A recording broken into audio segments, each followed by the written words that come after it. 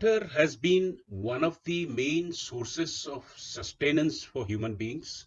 Water is always worshipped as the source of life. Water in the river has played a significant role in evolution of human civilization.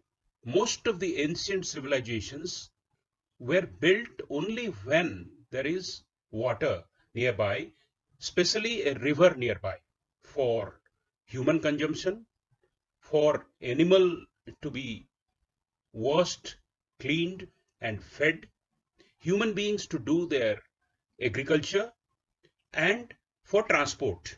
And during rainy season, when floods happened, it used to carry fertile land, silting the plains, which thereafter became highly productive.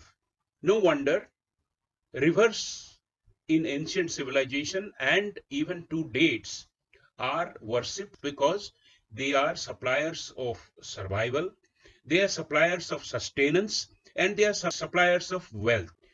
But sacred rivers all over the world shows that rivers are worshipped for different regions. Objectives of river worshipping has been different in different parts of the world.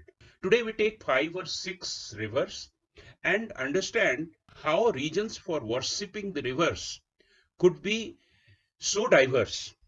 Let us take the Jordan River. Jordan River, as we know, is currently the political boundary between Israel and Palestine. Jordan River became famous because this short river, which has a geographical length of about 100 miles and total length, that is the way it crisscrosses the entire geography, is about 200 miles, small river, but it gained its sacredness because Jesus the Christ was baptized by Saint John the Baptist by taking the water from Jordan River and pouring over Jesus Christ.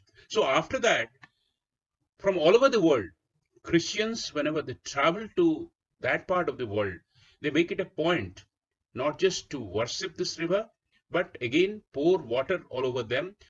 The second one, which is quite famous, is called the Urubamba River. Urubamba River, which is situated in Peru, modern Peru, is associated with the Incan civilization.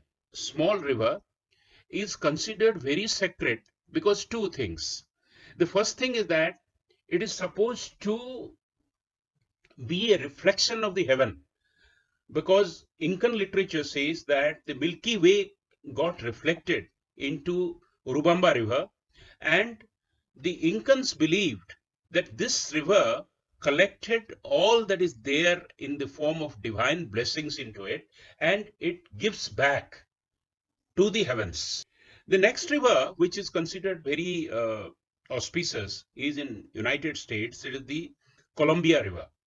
Now, Columbia River, the ancient Western Indians, as we call them, and Indians, as the Americans call them, used to depend on Columbia River because large number of salmon fish used to migrate from the seas to breed in the rivers of Columbia, and this used to feed through fish, through the trade that is done through Columbia River, and by supporting and sustaining the people who depended on it for agriculture and for many other purposes for cattle breeding, etc.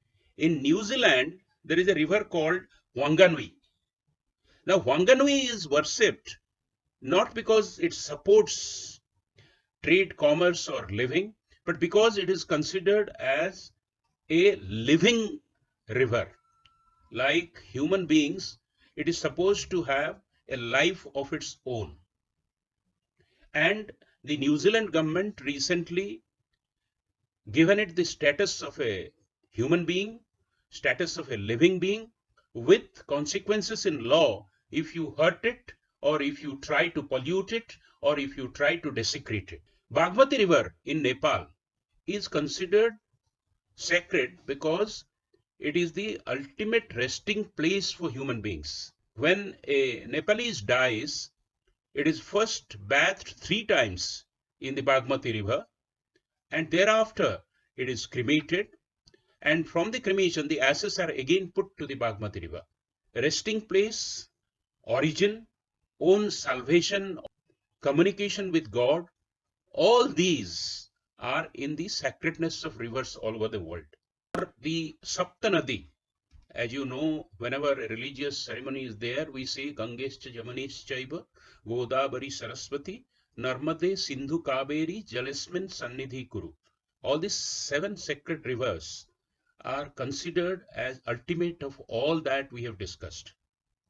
All tirth is considered to be associated with a holy depth, whether we consider reason of they being life providers, or for religious reasons, or for the purpose that we consider them as the homes of biodiversity, they really are worthy of our reverence. Thank you very much.